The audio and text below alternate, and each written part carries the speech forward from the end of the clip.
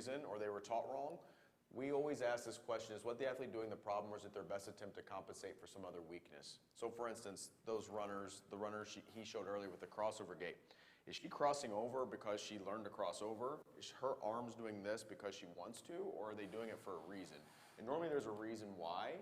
We can't just tell them to stop crossing your arms over because that's the body's attempt to move forward. So that's just something in the background. That's why that's happening. Outline, we're going to go over his training strategy. So the first thing is we got to correct bad patterns. So we talked about sagittal plane hip control. So that flexion, extension, moment arm, we see a lot of imbalances in. We see frontal plane control issues back and forth, and then foot tripod, which you talked about, is how to stiffen that foot and really get on those tripod areas. And then the performance training ideas is once we fix some of this stuff, which could be in one day or 1 week, we move on to the other stuff, or it can be in conjunction. I think the biggest problem we make as performance coaches is we forget all of this stuff. We automatically just start going into weight room training, lifting weights. Unless you have an EMG machine on somebody, we have no clue what the hell's working, right? So I can have somebody do a squat and think they're working their glutes, and they could be driving with their quads and everything else imaginable just to get them to come up, but it looks good, but we don't know what's working. So we always integrate these corrective things unless the person is doing really well. So first thing we like to see, I would say without a doubt one of the biggest imbalances we see is hip flexion weakness. So hip flexion is the ability to get here. Okay, and we talked about earlier that vertical force is the king of all movement, right? Vertical force is not just that is important in sprinting, but is in every single sport we play. So ground reaction force, like golf, Titleist has done tons of research on this. The ability to produce force from the ground up untwirls or unwinds our body. The ability to throw a baseball really hard or hit a baseball really hard comes from the ground. All this has to do with that, right? So hip flexion is important because one, the further I can lift my leg up, the more potential energy I have to throw my leg back down, number one. Number two, if my psoas or my major hip flexor doesn't work very well, then my glute's probably not going to work very well because they work together. Reciprocally, they inhibit each other. So this is a way we get. When I see somebody that can't lift their leg very well, I'll test their hip flexors, and then I'll look at how do I get them doing something quickly to fix this. So this is an exercise we use a lot. This is a college linebacker. He's doing some isometric exercises. So what he's going to do, he's going to put his leg, thigh, knee at 90 degrees. He's going to push his same-sided hand into his thigh, and he's resisting each other, okay? Isometrics need to be done for a minimum of 6 seconds. So we start with 6-second holds, pushing at 30–40%, and then we work their way up. So for you guys that are working with athletes, this could be something done before they even start their dynamic warm-up, right? So get everybody on their back, do a couple of hip flexion isometrics, do 6 to 10 reps of them, and now they're ready to go. Now we can get into some high knees, whatever else we need to get into for training, okay? So this could be something done between sets and reps of whatever exercise we do, or this, for him, because he blew out his L5 disc, it's his workout program for right now. Yep. Okay? And you know, you guys aren't doctors dealing with patients, but just as a kind of side note that I think is cool is there's a lot of manual therapy techniques that we have to go and learn for just continuing education that really center around a lot of this stuff. Like it turns out, people who struggle with, blowing out backs, hip flexor pathology, hernias, all these kinds of things get tied back to actually psoas, iliopsoas, iliacus, like activation, being able to do that well is like a big problem. You know what I mean? Like a lot of people struggle with that. And so this is a good one to just kind of dial it back. Let's get you going with some isometrics just to cue your brain to make sure this works right. Because once you learn how to test some of this stuff, you'd be amazed at how wow, you're a big, strong athlete. This doesn't work very well. So just kind of like an aside clinical pearl that you can use on some of your athletes. Right, so we'll start this. Once they can master this, which we may not even have an athlete do this if they have really good hip flexion control, we're going to go on to some type of resistance band. So basically band around foot, they're laying on their back, it's going to go around their upper thigh, and basically they're just driving to 90 degrees to maybe 100 degrees and back. Simple exercise. There you go. So, and the way we make this more difficult is we increase lever arm. So I'll start, you'll see here in a second. We're going to take his leg and extend it a little more. So probably here somewhere. And that significantly makes it more difficult. And we'll keep extending that lever arm and his knee angle more and more and more. So great if somebody can jump higher and run faster, but if they can't do this well, we're setting them up for a serious injury really, really quickly. So again, a dynamic warm-up, corrective exercise, hugely important for these people. Every athlete. So this is another exercise. So this is something we probably do with every athlete we have on a daily basis. Yeah. This is one of the biggest exercises we'll work on, and we have progressions from easy to as hard as you can imagine, and it's a staple. So basically all he's doing, lifting his leg into flexion, and the backside leg, so the down leg, is staying into extension, okay? And it's kind of a cool screen too. Like I feel like if I'm you guys, I would use this, like he said, we use this every day with patients. It's just a cool screen to use. Like, hey, when you come up on one leg, A, can you do it? B, how wobbly are you? C, does your hip want to deviate into the frontal plane? D, can you stay wide? That's why that ball's there. We talked about that research from earlier that coming out of the blocks, you need to be able to stack this lateral column. Can you do that, and can you do it well? Are you wobbling all over the place? What's your arms look like? Yeah. You know, all these things, it just kind of gives you a glimpse into their movement footprint, you know? Yeah, and he's a 10-4 100-meter guy, and he still has difficulty staying wide. And that's what we work on with him is, can we get you to stay going in one direction instead of going side to side or wobbling around? So he does these on a regular basis. Big common pathology problems we see here, besides they cross over terribly, Yep. is as soon as they start to get their leg up beyond 70, 80 degrees, we start to see this happen. So bottom leg caves, they can't maintain hip extension very well, and their spine starts to tuck under or flex really bad. And those people, you'll pick them out immediately. Or we see this, butt stays back, they're not able to maintain or even get into hip extension, so everything turns into this. I'm flexing my spine, my butt's back here. That person will never get faster. I don't care how much they lift weights, how strong they get. They cannot get their hips and pelvis underneath their body. Yep, so just like you said, you want to watch that down leg and make sure, like they should be feeling it as they're holding it, they should be feeling it on that down leg glute. So make sure, it's a good check to make sure when I'm up, am I locking in and I'm getting into my glute too? Good. Yeah, that's where he runs. Yeah, he's a Purdue guy. So something we do for hip extension. Everybody does bridges, right? I mean, at some point, every person has done a bridge or has prescribed a bridge to something. Now, we don't start here a lot of times because I think a lot of people drive bridges with their lumbar spine and hamstrings, quads too much. But this is something we do quite a bit, and this is a starting exercise for us. Can you play the one to the left, please? So what we're doing, we're cueing him first is when he starts down, I'm going to have him squeeze his glutes first. Like if they can't squeeze their butt cheeks tight, there's seriously something wrong and they shouldn't even be doing this. Squeeze their glutes, and then he's going to squeeze his knees a ton. So when we squeeze our knees, when we adduct our knees, it gets our lower part of our glute to fire, which is hugely important, okay? So our glutes have 3 divisions. The lower division checks how fast our foot externally rotates when we go to step down, and that's where we see a lot of weakness with most of our athletes. Yeah. That lower glute.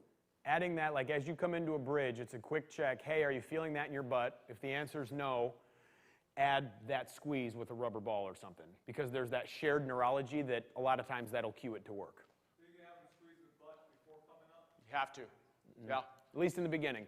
Yep. Like, we'll even do this when we're with a big group of coaches and athletes. I'll even have somebody, I'll say, can you squeeze your glutes just sitting there? And then I'll have you just squeeze your left and squeeze your right. And you'll be amazed at how many people just look at you like, crap, I can't even get one to squeeze without the other, right? So that independence has to occur with walking, running, sprinting, right? So that's what we're doing here. And then we're changing the difficulty of it by how much leverage he has by just moving his hands around. And that's just a simple progression we'll do. So we'll have him lift up, move his arms in different positions, and that's just making it harder. You can extend the legs a little more. But once they can do this and do it easy, we're out of there pretty quickly. One thing we see a lot of, too, is they'll extend through their spine. So from the side angle here, we'll see their low back arch a ton, but he looks really good. So his spine's in a straight line through his knee joint. So a lot of times we'll get this big arching, and that's lumbar spine extension, which is not using your glutes. Can you play the second one here? So these are some progressions we'll do with him. And this is a warm-up protocol for our athletes, okay? So we're going to start doing some marching stuff, legs pretty close together, just a small space between, arms down, maintaining the ability of the hip extension, so his spine's staying up, he's not dropping, he's not rotating. That is not an easy exercise for most people. We're going to show you now what we've done is we've increased the width. And if you see his face, that's hard to do. At Remember least we talked about correctly. the frontal plane control here, that sagittal plane ability. That's what we're directing. Now watch this. You have one of the fastest kids in the Big Ten. He doesn't even know how to lift up his foot when I take away that. Now watch. Boom. Yep. Yep, that's a 10-4 kid. If we fix that frontal plane control, his time went from 10-4 to 10-3 to 10-2 maybe even faster than that. And that's the difference between being elite or just being really, really good. A simple that, not do I need him to squat 450 pounds? I probably don't need to. I don't know if that's going to even help him. Okay? All right. These are some of the foot stuff. So in your guys' realm, I don't know how much this will do, but I promise if you just take that one person you're talking to that's the general fitness person, and you have them even start doing some of this stuff, I think it gives that level of care and detail that they probably aren't getting in any other gym, right? And two, you won't believe the amount of people that have had plantar fasciitis, Achilles issues, foot pain that you're going to see on a daily basis by intake. These things will help tremendously for them. So first one is just the simple tripod exercise, okay? So what he's doing, extending his toes, so he's lifting them all the way, and he's trying to slowly spread apart his toes and take his toes back down to the ground. When you lift here, your arch pops up. So he gets a nice arch here. You'll see it from the side view again. And what we're trying to do is keep the 3 points of contact, big toe, pinky toe, heel. So there, arch up, gets the toes display, which spread apart.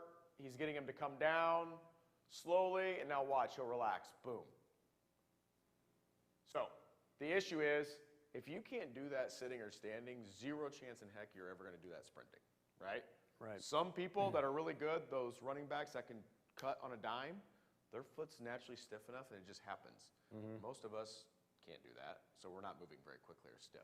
Yep. So that's a beginning point here. Then we'll show some stuff once we get to the performance. This is an exercise we got from Dr. Sean Allen. He's the owner of Gate Guys. He's one of our mentors in school. This is the tripod, and then we're getting ankle dorsiflexion and sliding along. So it's just a shuffling exercise. We'll get it from the side here. So the ability to be able to lift your toes, use the front of your shin to move and slide. Yep, working ankle dorsiflexion with it. And that dorsiflexion is huge. Being able to lift my foot when I'm sprinting to hammer it back down. Okay? Yep. Jumping. When you jump, your foot should come up and it pops back down pretty quickly. Right. So that's an exercise we do a lot of. I'm just here and I'm just lifting toes, lifting foot, and I'm just sliding around. And Yep. we'll have kids do this as a warm-up. Their shoes are off, they're going through 10 reps with each foot, and now I'm ready to go. Yep. Okay? We'll Just basic stuff. Slide along the turf doing that. And don't buckle your knee. You'll see kids where this is hard, so you have this bent knee and you lift, and what kids will, 9 of them out of 10 are going to want to do is when they go to lift, they're going to want to buckle their knee back because they don't have the ankles, they're going to cheat through their knee. So watch for that. Tell them you got to keep your knees bent as you slide along, and that'll make it hard. Like if they're doing it right, it shouldn't be a piece of cake. I bet, what do you think, 80+% of our patients, if they had sufficient ankle rocker, they wouldn't be in our office. Right. It's pretty common. Ankle rocker is that dorsiflexion moment, right? So how many people do you get that try to squat and they get to here and this starts to happen because their ankles are too stiff, right? I'm sure you see it all the time with athletes, right? And so this is a really good screen, 1. 2, it's a drill that, hey, you're never going to be in a squat rack very well if you can't do this, or we're going to keep weights under your heels forever, and that's probably not the most functional thing either. Right. Okay, this is toe off speed. So that's that triple extension that strength and conditioning coaches love, is this here, where I'm here, my foot's up like that, right? That's what we're going to work on now, is the ability to drive through my big toe. You have to be able to come off your big toe. And then I'm going to drive my knees forward. The video paused. Delay. Videographer. Oh, he's moving. Yeah, there now you he's go. driving through. So now he's getting actual dorsiflexion and big toe extension. Right. Being able to hold that top end calf, build that endurance there as you drive Now into the I'm ground. driving forward. So that's the whole purpose of the ball, is between your calves, because you'll see, and you guys probably know this, as people come up onto their toes, they want to roll out, right? And in the gait literature, we call that like a low gear push off. When you're watching them run from behind, instead of driving through their big toe, they roll off the sides. This is a good corrective exercise to say, look, we're teaching you to come over your big toe. You got to hold that ball there, because if you roll out, that ball will drop, or whatever you want to put under their calves or between their calves. You get guys that come in, girls, athletes that come in, they've had a lot of stress fractures on the lateral outside of their foot. through their fourth and fifth metatarsals. They're all rolling out to the outside of their foot. They have this big bunion on the outside. They have calluses. They're a low gear push-off athlete. They've never learned how to get maximum speed or potential because they can't come off their big toe. This is a big time. You'll see them too, they'll cramp in this position really quickly. Yep, they can't hold it very long. Or the guys that are always dipping into that frontal plane like we talked about, as they dip, they roll. Yep. Not an elite athlete like yourself. No. So this is that frontal plane shifting stuff. These are simple exercises that we like to incorporate in our warm-up. So each day our athletes come in, they're going to go through 4 or 5 of these correctives just to reinforce it. Then they're going through a dynamic, and then we're working. So this first one is just a bunch of progressions. So simple side plank exercises. So he's basically doing a squat on his side. He's coming from here, hips are behind him. He's lifting, driving, back, down. And now we start increasing lever arms. So now he's doing that, what Nick talked about earlier. My one hip's working, my other oblique's working, and I'm getting this lift here. And it starts to get really, really hard really, really quickly. It's a good exercise because, like you said, that pairs the two that have to work together. One side glute med, opposite side obliques, hold, drive, that's running. So this right here, when he comes up here in a second,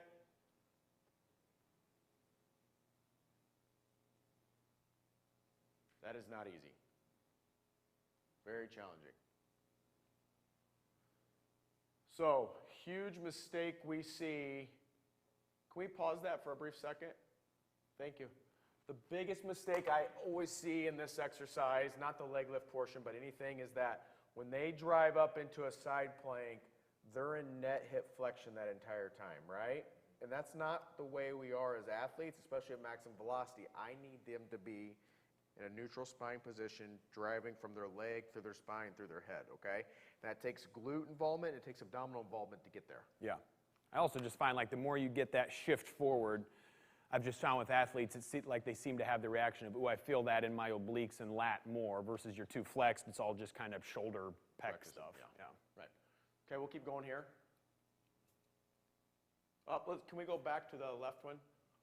So there's a bunch of exercises, and I would recommend looking this stuff up. If you Google 7-way hips.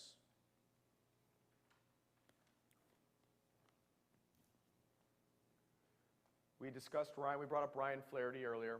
These are 7 different movements he does with his athletes for hip, for that frontal plane control, that G-med control. So we'll take our athletes through this, and by the time they get through this, they're about ready to cry. And I mean cry. Their hips will be burning. Their hips are so burning. It's a bunch of lactate. But we don't stimulate those muscles enough because most things we do athletically outside of being on a field is done on 2 feet. So we never get much glute med involvement, okay? Stuart McGill, who's a big researcher, spine guy up in Canada, he's done studies where they do EMG studies, and he's even found that the gluteus maximus really doesn't even fire on a back squat because the gluteus medius has to fire before the gluteus maximus will fire neurologically. And so it becomes a big quad-driven exercise over and over and over. So we got to get people on single legs doing stuff like this. This hip hike, we use a lot. Yep.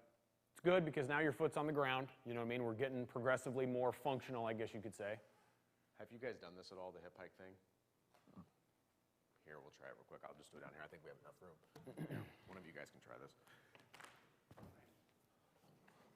So I'm going to have you just lean into the ball like this, bend, pick up your inside leg, let your hip pop out, and all you're going to do is take your hip up and into that without taking your upper body over, okay? So lean, yep, you're going to squeeze the ball, like you're going to lean all your weight on that, baby. Pick up your knee, lock out that knee, and now try to take your hip in and up, keeping your body over this. Now hike up. Yep, you're just hiking that left hip up to the ceiling. Go. Get it up, get it up, get it up, get it up, higher, higher, higher, higher. So you'll see, you'll notice yourself, you're trying to rotate around that right now. Stay right there. Go. There you go. See, yeah.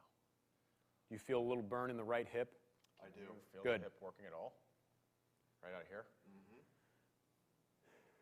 Okay. And and he still wants to rotate a little bit, and that's what he'll do when he has to get into his G-meet a lot. rotate, I'm coming. Yeah, Yeah, you your want to upper kind of, body's trying. yeah. Yeah. Instead of driving straight up, you So kind of want to staying pull in a this lot plane of of things. motion, you're trying to get out of that plane of motion because your brain's like, oh crap, I can't get it to fire Yeah. very well. I'm going to try to use something else to help me get my hip to move. Gotcha. And that'll be the thing, if you get to where you're really getting into your G-meet, running, jumping, your body will start to rotate you around. These 2 places right here. Yeah, that's where you want to feel it. Yeah, and you'll really feel it mostly here during this exercise. Yep, I would say right hip more than the oblique, but yeah, ideally both. All right. Because that's the thing, like these, you know, we always keep saying these exercises, they're both, you know, therapeutic, they help fix things, but they're also diagnostic, you know what I mean? Sure. So like you said, you go to do that and it's like, oh wow, I find myself wanting to turn all over the place. And I bet if we filmed you running, you know, we'd probably see a lot of like, a little rotation, yeah. a lot of this going on. Right. But even like, we're taking somebody that's extremely athletic and fast, he gets through 5 or 6 reps of that, and if you could see his face there, he's like, oh God, it's burning like crazy. Like, we really don't realize how weak our lateral hips are until we have to get into them. Okay, so these are training concepts. We're gonna start with sprinting drills first. By no means have we come up with any of these ourselves. Is that just a band you have against the wall? Yeah. It's So right- if you guys it's that want to come right- up here, we'll, Equipment now that are coming out where they have the resistance. yep. So we're gonna have a few of those at our next place right now. Beautiful. They've been called like a Raptor or something too? Yeah. Yeah, so we have a couple Raptors. We, to be honest, Do you like them? I think we both kind of personal preference kind of like these more. yeah, I mean, honestly, because the Raptors aren't bad. They allow for a lot of movement, so you can go out several feet, yards, you know? Yeah. But this I can control a lot better, and we have, I don't know, 10 different resistance levels bands, and it's easier for us to just slowly progress them up into this. That band maybe costs $10, and the Raptor costs $2,000. Exactly. Now, the cool factor of the Raptor is different, so when the athletes come in, they're like, I want to get on that because Yeah, right. I see that guy running That's the on it. psychological part of it, you know? So if one of you want to come up here, you'll feel like this is a lot of resistance for this.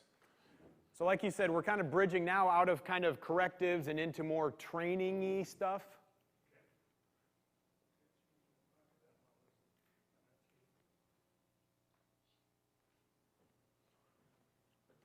So if you want to put that around your waist where your hip bones are in the front.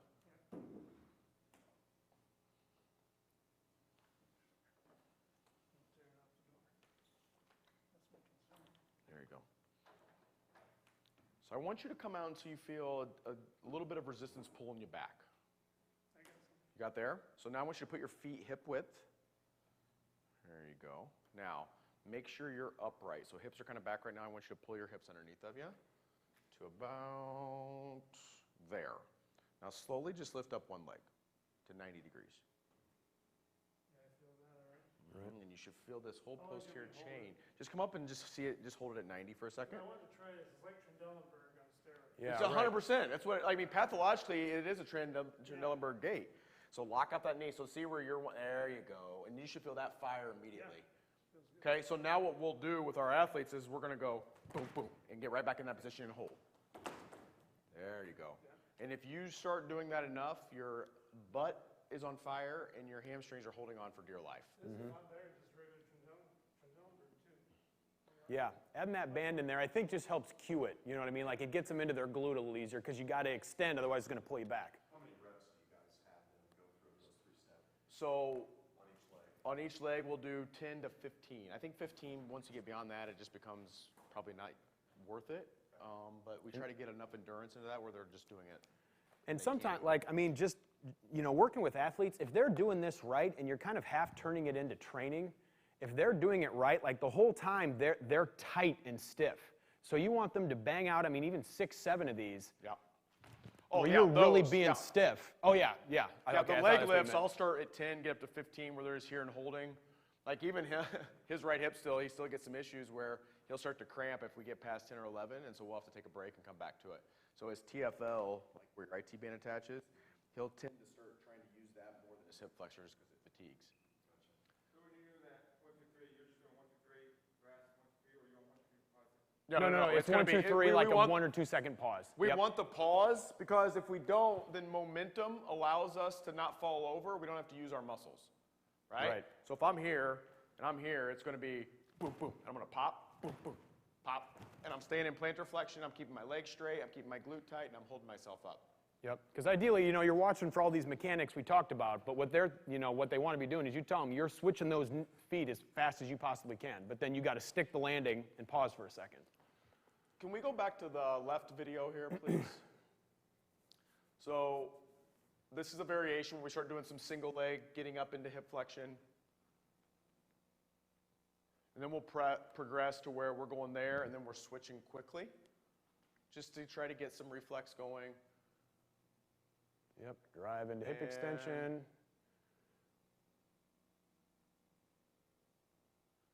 So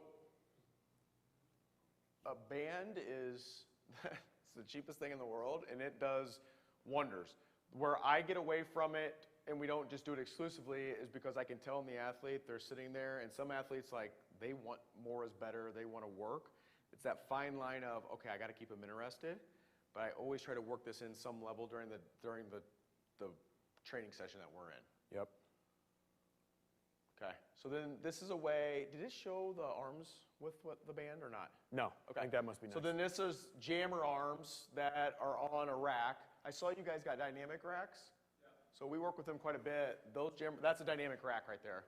Their jammer arms are great for this. I don't like them necessarily just for chest pressing. I like them to be able to get into a position and drive. Yep. He has no weight on there, and that's not easy. So he'll get tired. Can we play it one more time, please? Yeah, there you go. So he's driving up. So yeah, big toe, lateral column locked. You want to see that nice angle. All the power lines parallel, center of mass in front of his foot. On his big toe. On his big toe. Where's the one where we... I guess we didn't. I don't know. I thought we put that Maybe in it's there. on the frontal, the shifting stuff. Yeah. Who knows? Let's see if it comes up. All right. So then Chris Corfus, another colleague of ours, came up with this, what he calls booms, which is boom. We're going to transition now. Well, we're just trying to teach There's our sprinting Raptors in the back. mechanics. So now we're doing 3. Boom, boom, boom. And now boom, boom, boom. And now we'll do this hopping. And he's supposed to keep his leg up. If you ever want to really challenge the frontal plane sprinting, that's one of the hardest things we can do here. Maintaining upright posture. But if I go straight to these boom, boom, hop, hops, and they don't have the ability to lift their leg very well, then we start seeing collapsing and they get that Trendelenburg looking stuff.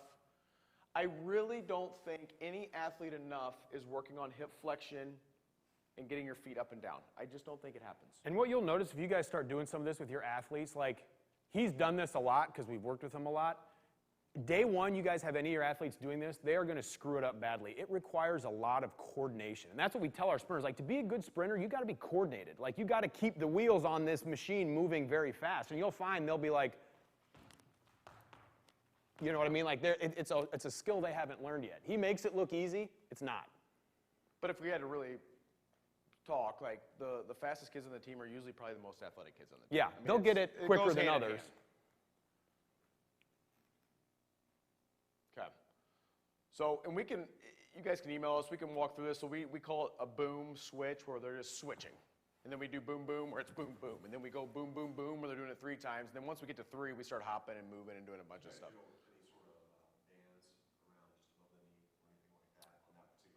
Not with this. Not on this, but So the hardest thing that we've had to deal with is how do we challenge getting more strength in hip flexion?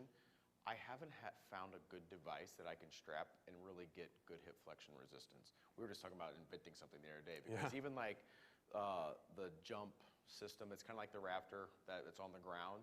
Those attachments don't do very well. Most of them are around the ankles or they're around here and they start to slide as soon as you get up far enough and it just doesn't give the same simulation of what I want to happen. Yep. We're looking for a research and development team to, Yeah, Jonathan? to pair with. Yeah. So then this is sprinting.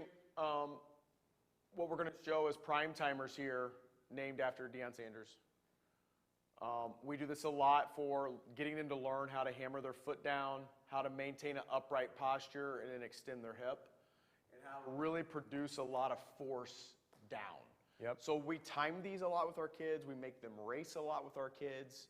And fewer the steps, the better. So our competition is Who can get to the 20 in as few steps as possible? Yep. Okay. Fast as possible, few steps as possible. And if you look, you probably can't see with the video, he's striking here with his forefoot. He's not landing on his heel because he's gripping. That's what we're training. And great exercise for hamstring development, especially in those sprinters that lack that and they get hamstring pulls, tears. We use this quite a bit. And you'll be able to tell right away if somebody has the coordination to do this. If not, they end up looking like a marching drum leader where they're coming back like this because they can't extend their hip. Drum major. Drum major, yeah. These are wickets. Every track coach utilizes these. This is a way we try to screw them up. So these are at 2 yards, like 1.89 meters right now, which is pretty optimal for, he could go like 2.2. But all we're doing is trying to get them to get knee drive and run as fast as possible through those. Okay? A couple things it's going to do is it's going to teach him how to not overstride, right? It's going to get his knees up, because if he doesn't, he's going to clip every one of those. And then we're also looking, we didn't do it with him because I don't want to ever hurt him, but we can put poles between those horizontals so they don't start to cross over, so they start to see really quickly. Or just like a piece of, long string of tape just along under those wickets so you can see is he crossing over, right? Is he hitting and staying stiff on the outside? And when we talked about 10-meter fly times earlier, we'll have a cone at the end of that for 10 meters, and we get that time. They're supposed to maintain that cadence, and we get that time as they get out of that, okay? And we rep this a lot. Biggest thing, and especially in football, and I don't know why it is so much, maybe it's because they don't sprint enough, or is they never get enough knee drive. So the linebacker kid you saw in the first, we had him do that, and he hit every damn hurdle every single time. Yep. Okay? And he's fast for a linebacker. He's not fast like that kid. Yep. You'll see, learning to run and get your knees up is not intuitive for a lot of So people. what the stick does is it gets his center of gravity to change now. And so now he has to be able to stabilize even more. And we'll start watching that stick go around and see, does one side dip really bad compared to the other? And we know that's the side he has more control issues on, and we start trying to bring that back to symmetry. And teaches good posture, gets you up tall. Yeah. So anytime you guys are doing dynamic warm-up stuff, any type of agility drills, putting a stick in their hand, like we brought a PVC one, it's over there, changes center of gravity really quickly. You can have him hold one of those PVC pipes when he's doing the booms. I thought we thought we had a video in there of that. Maybe we don't. Maybe we do. Yeah. Med balls that are light, holding them here, here, here. We do that a lot. Okay, so this is some frontal plane exercises that we do. So that ability to shift. This is something simple you could easily do as part of your agility station, as part of your dynamic warm-up. So lateral high knees. So he's getting 90 degrees. He's going sideways. And then we challenge him by bringing his arms up overhead, which changes his center of gravity. And it makes it really hard to resist wanting to rotate out of that position. Simple, not flashy, works wonders. You'll see the kids that don't have very good side-to-side movement, they can't do this. Their arms come forward immediately, their butt goes out, and they're struggling to even maintain a normal straight line. So we'll put them on our lines a lot and make sure they try to stay on the line. And then everything is, how hard can I hit the ground and how high can I get my leg back up? This is another exercise we use a lot. Teaching good stiffness. Got to stay stiff. Heel doesn't touch the ground, and you're keeping that stiff lateral column there.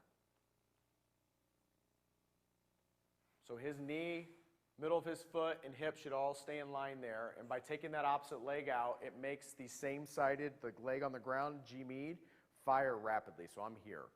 And right now, just holding this position, this starts to burn. And now I'm producing a lot of force through that. And so our progressions are small little hops. Then we do big hops. And then we do big hops out far. And then we start doing a bunch of weight overhead. And then we're just screwing with them just to try to see what we can do to get their brain to stabilize really fast. Yep. Okay? And that's, again, like, hey, kid gets there, roll out, foam roll, whatever you want to do. We're going to add maybe 2 sets of this as a dynamic warm-up today to get them functioning and firing really quickly. And stiffness, stiffness, stiff, and we'll talk about that a little later. Like the idea is as you're hopping, it's not, it's pop, pop, pop, pop. Yep. Stay stiff, stay tight. Okay, so something I was told, it's been probably 15, 16 years now, made so much sense, was the body will only allow us to jump as high as we can land safely. So most people work on jumping way too damn much. We work on how do we create enough stiffness to land safely, and as soon as the person starts landing safer and safer and better, and they're controlling that force, goes to go up 4, 5, 6 inches really, really quickly by doing this stuff. And so the goal of this, see, I didn't do very good there, Yep. is I don't want to see any bouncing. So as soon as he hits, this is what I don't want to see. Okay? That's them not being able to control the force coming through their body. Yep. When I'm running and jumping, as hard as I hit the ground, I have to be able to handle all that load to come back up. If it doesn't and things start to shift, then energy goes in all different directions, right? We need energy going this way. And so people that can jump really high and run really fast can absorb force really, really well and redistribute it. This guy does a pretty good job. And that's all we ever want. I don't need people to get down in this 90-degree stance angle. I need them to be in an athletic position and absorb it really well. Yep. This is muscle slack training, right? So usually when we're having kids depth drop, sometimes you can look at depth drops and you'll watch this and like, you know, we talked about earlier, keeping athletes interested. Usually most of the time when we're doing these with kids, we're right next to them, and as their feet hit the ground, we're yelling, you know, catch, catch, snap, snap. You know, like we need you to be tight. No, right? It's pop. And you see, they get into it. Trick we use a lot is I close their eyes. You'll be amazed at how much their mind plays with them when they're trying to look at the ground. When we're playing a sport, we can't look at the ground very much, right? We need to react to a stimulus. So we'll close their eyes, and their body reacts even faster, and they start to stiffen up even quicker. And then over here, don't try this until they are really good enough at doing it, is we're trying to get them to land in a split squat or lunge and stabilize, okay? We do this one-legged, two-legged, and we start going up in more and more resistance, and then we teach them how to get out of it. So, biggest issue I see here is we're trying to jump on too big of boxes, and we're taking too long on the ground. We have 8/100ths of a second to get off the ground. Right. So we need quick.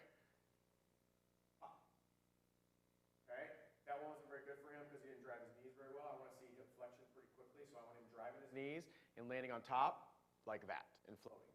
And we'll keep going up. That's really low for him. I think that's whatever, 30 inches. Yeah. And then we test this. We usually have jump mats down that are telling us the distance and how long they're on the ground. And we start looking at, are they on the ground too long? Are they jumping high enough? That type of stuff. So we're monitoring this at all time. Is ground contact too slow? If it is, then they're coming off too high of a box, or they're neurologically not ready for that stuff. Yep. Okay, next video. This is what we do a lot. Yep. Toe pops. Easy. So he's actively dorsiflexing his foot, which pre-tenses, removes slack from the back, and now he can hammer down hard. The ability for most kids to be able to even do this is non-existent. I mean, we see it every day. It's awful. So what I'm trying to get him to do is lift toes and pop. And so at first, we're just here, and I'm just trying to get him, can we do this lightly, lifting up and down, not getting a lot of height. And then we start working on height, and then we start working on distance, then we start holding stuff, and we're just overloading and stiffening the calf over and over, making sure I'm staying on the ball of my foot, right? The big toe area, I'm not getting out here, because a lot of times when they start doing it, they're going to get way on the outside of their foot, and they're coming up like this. Yep. Remember that tripod stuff we talked about? That's where the force is delivered through. So, and we do this, if you guys are doing team training, I mean, we have 150, 200 kids in the summer at a high school, and they're all in lines, and we're doing this all together for 9 seconds, go. For 10 seconds, go. No more than that, and then we're done, right? So that creatine phosphate system, we want them to stay under 10 seconds. And then we start going forward, and they're in lines, and they're on the track, and they're going, and it works well. And if you can do it with 150 kids, it's a good exercise to do, right? So this is a weight room. For our football guys, especially the ones going off to college, and our middle school kids transitioning to high school, we teach them all lifts. For our high-level athletes, I very rarely do anything besides this. To me, the risk-reward is too high in hurting somebody, so I put them in a trap bar because it's much easier. And so we're just showing basic trap bar deadlift, right? Something we also took from Ryan Flaherty is the ability that. So we take away the eccentric component of the exercise. So he's learning to put force into the ground. And usually like elite sprinters, that's what Ryan Flaherty talks about. Elite sprinters, they are doing that like 4 times their body weight. Obviously not everybody's elite sprinters, but the idea is you go heavy, force into the ground, and then you drop at the top so you're not getting any of that eccentric where you're possibly building mass, because as a sprinter we want to keep you light and poppy. don't know what happened here. Just kept going. Can we, how's that? I'll go back to here. Okay, so hang on a second here. So once we start doing drops, so let's say he's a new athlete, he comes in. For the first 2 or 3 weeks, we're gonna put him on a full repetition range, so they're going concentric to eccentric. And we're gonna do 8 to 10 reps of that stuff at 50, 55% of his max. You want to pause it? Yeah, we pause it for a second? There you go. Thank you. And then over the next couple weeks, each week we're gonna go up a little bit in his max, and then by the time we get to 70, 75%, we're gonna start dropping. So the problem with eccentric exercise, I think, is one, we tear sarcomeres at the Z disc, right? What else happens once we tear sarcomeres is we get hypertrophy. The worst thing in sprinting and running fast is mass. So if I add weight, I better have power exponentially go up beyond that weight that I just gained, or I'm running slow. So size is good unless it makes me slow. And that's what happens on the football field a lot. We see size go up, and now I have a bunch of 5'140s, and those kids aren't going anywhere. Unless we're doing the old school Nebraska offense where we're running triple option, right? I want a lot of fast people running around as much as possible. Second thing is, I can do this multiple days in a row because I don't have that post-DOMS, because I'm not breaking down tissue. Neurologically, all I'm doing is coming up, contracting a muscle, and dropping it, and we can do it over and over and over. So a lot of times, those guys that are going out from college to work at a facility for 2 months before the combine, they're doing this 3, 4, 5 times a week. Okay, you can play it now. So our 9 NBA pro guys that came in, we had them doing this 3 times a week and watching verticals go up every single day. This is something we'll do. Can you go ahead and pause it there? We use a lot of hurdle hops, working on minimal ground contact time. When we do trap bar deadlift, I think the biggest issue sometimes with lifting weights is we never learn how to release energy all the way. So if I'm here, I'm never releasing energy all the way because my feet don't leave the ground. If I'm on a squat, I can't jump because the bar is going to do this, right? It's just dangerous.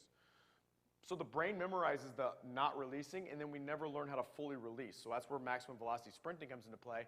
But there's been some really good research. Cal Dietz at Minnesota's done some stuff. French Contrast Method has done some stuff.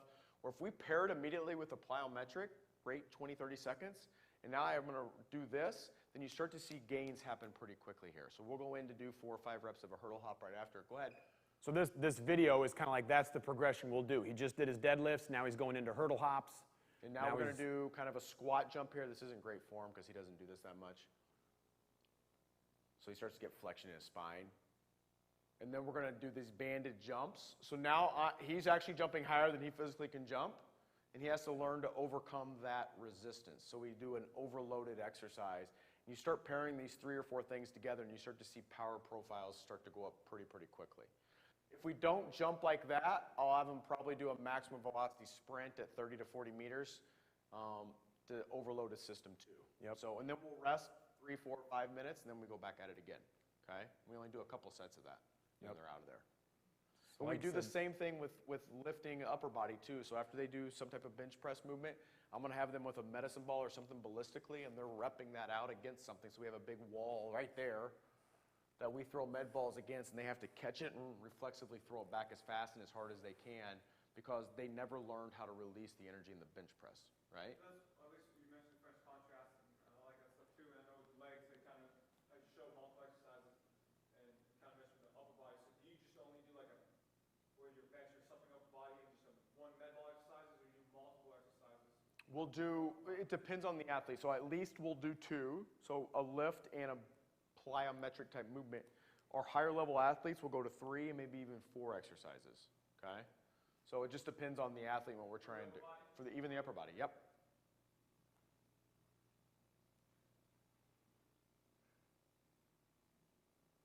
So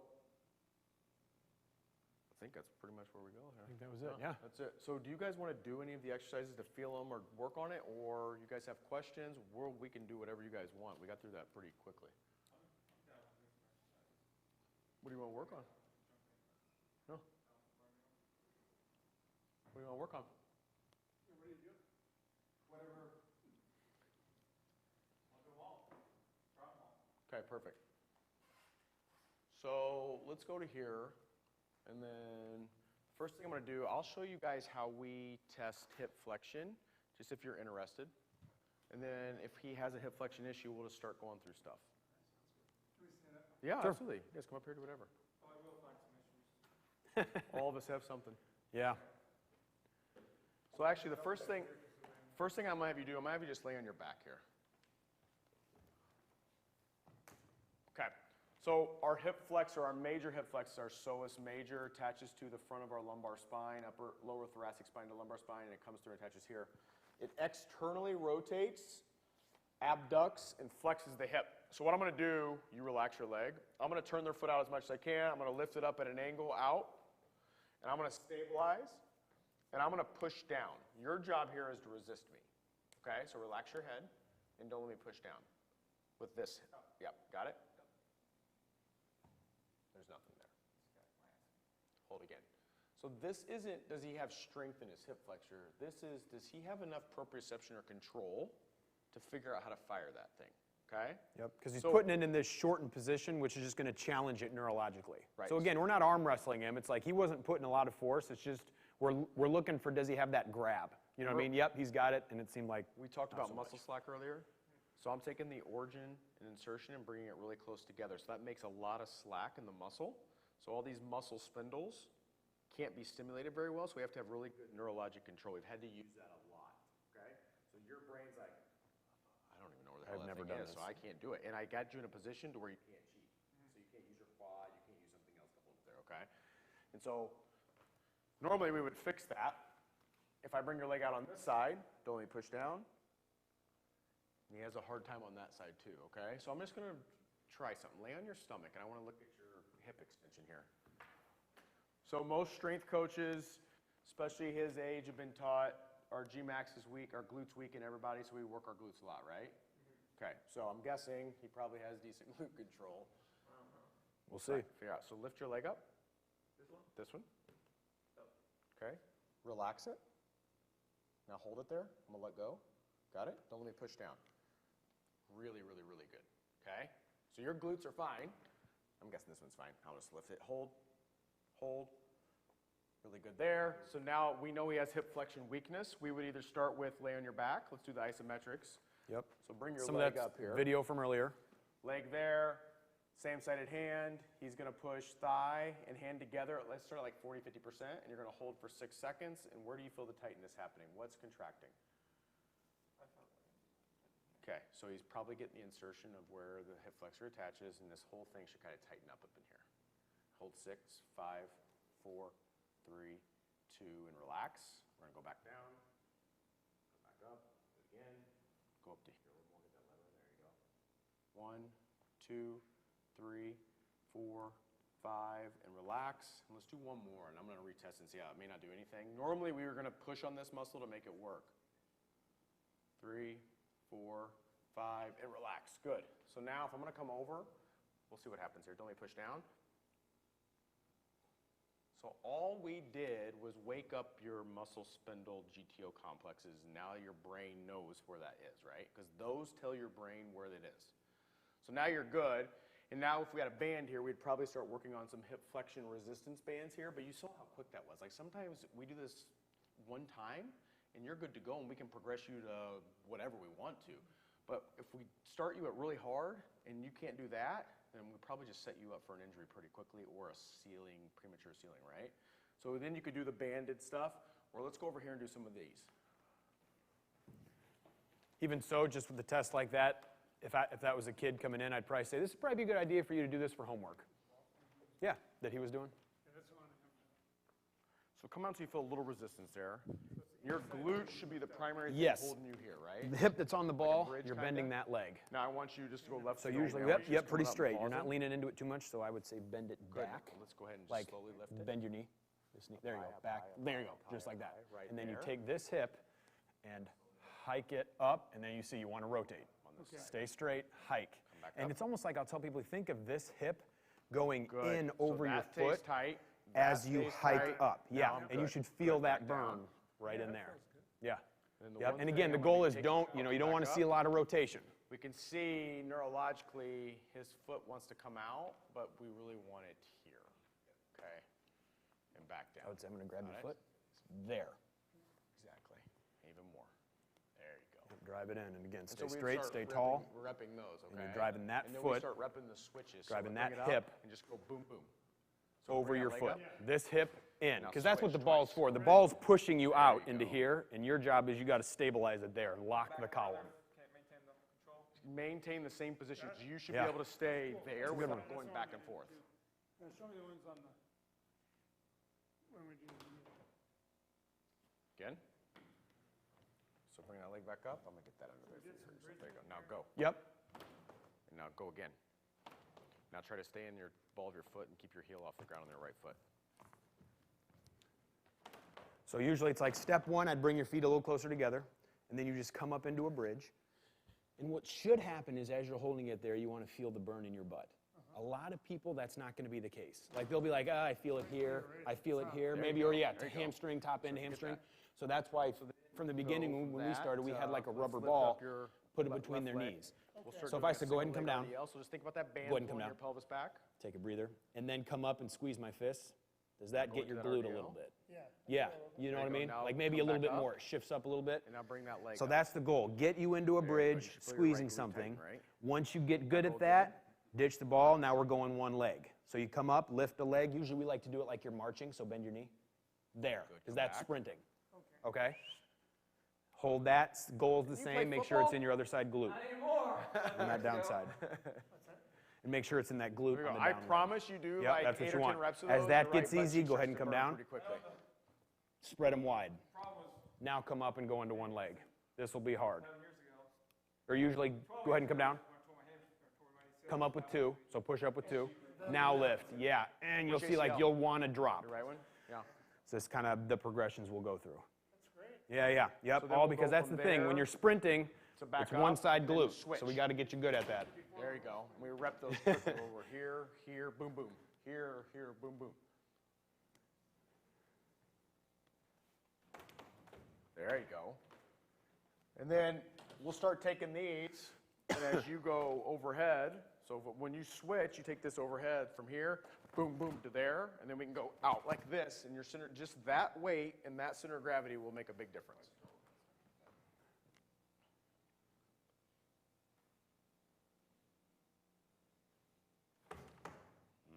Now don't even do the RDL, just go the switch and just go up and over.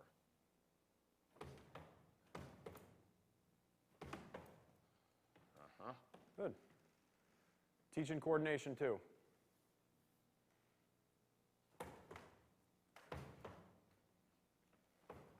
There you go.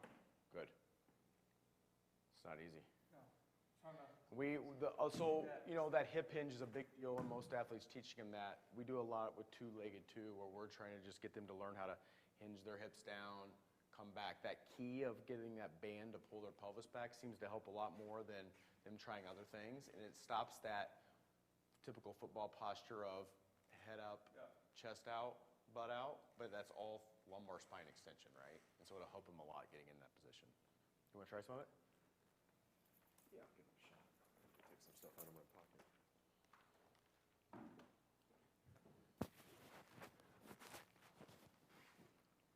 Yeah, you do a couple sets of those, you get tired pretty quickly. What other things was there to do other than that? I think after that, we kind of just got into the more the dynamic stuff where they're moving down the turf. Yep, yep. The bridge is here. That was Yeah, the bridges, and even like the seven-way hips. Oh yeah, seven-way hips, yep. I did the bridge, I didn't do seven-way yet. Yep, so you're on your doing side. the wide stance. Yeah. Yeah, that's Yep. hard. Yeah, he's elite. I used to be a pretty good sprinter. Look at now, but Yeah, you're welcome. when I got into my 50s, I could smoke anybody. So that seven-way hips one, So that first one is where you're stand up here, tall. I think one progression we went Stand to up is you're tall, coming you up gotta into have your, this your, engaged. your bridge, There and then you you're go. doing some Now leg just lift one lifting, leg or the other. coming up into Which your one? side plank, That's it. leg lift, hold, drive forward. And then the seven-way hips is usually we'll have them go straight, and they're Yeah, that's not easy. up. Come on up. Come You know, we'll do Get to 90, get to 90, get to 10 90. reps. There you go. You should really feel your left Forward. right glute engage Oh, as you get go up alternate there. with you, so I don't Yep. break you. So this next time you do it, really lock out your And right then knee. backward. So that and that should be working.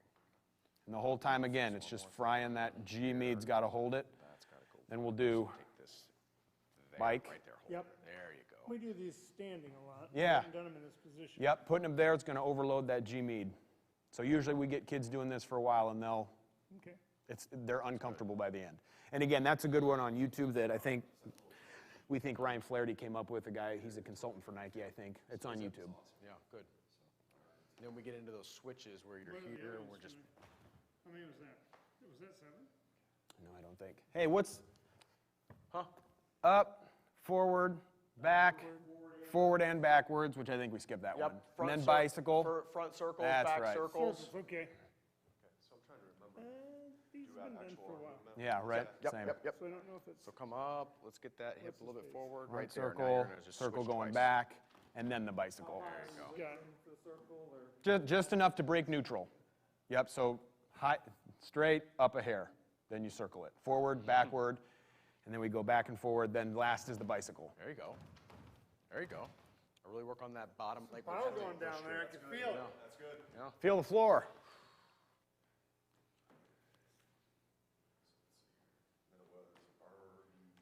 Yep, yep. So you could do an RDL single leg, or you could do two-legged. So there you go. Now bring that back and up. There you go. So you did something that we see a lot. You didn't finish your hip through before you came back up there. There, better. Yep. So get this. You got to get your forward. hips all the You way gotta get 'em forward. all the way Yep. forward. Here, come up, chest tall. There. You go posterior pelvic, how far do you go?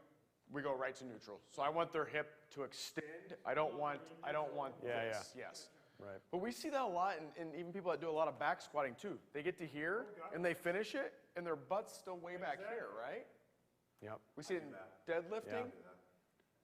Well, deadlift, you're top right, you won't do it. But Yeah, right. Squat, it's very common. Yep, Very common. yep. That's awesome.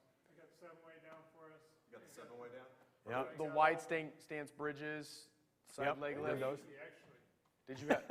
I used to really be fast. I guess I still have some of it in here. Yeah, oh, I guarantee Maybe you. that's it. You have it It's there. in the gene It's code. in there. Yeah. It's there. You have more actin.